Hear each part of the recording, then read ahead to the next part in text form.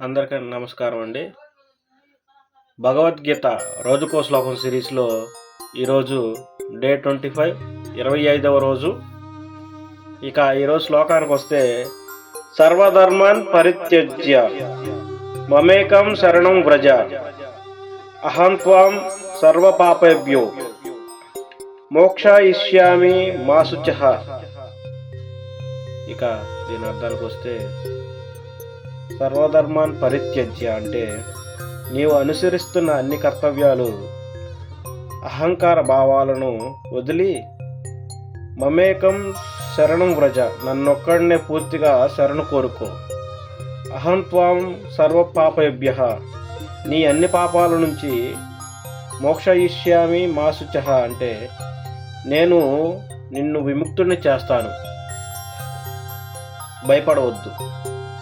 సింపుల్గా చెప్పాలంటే మన చేతుల్లో ఏమీ లేనప్పుడు పూర్తిగా భగవంతుడిని ఆశ్రయిస్తే మన బాధలు భయాలు అన్నీ ఆయనే తీసుకుంటాడు.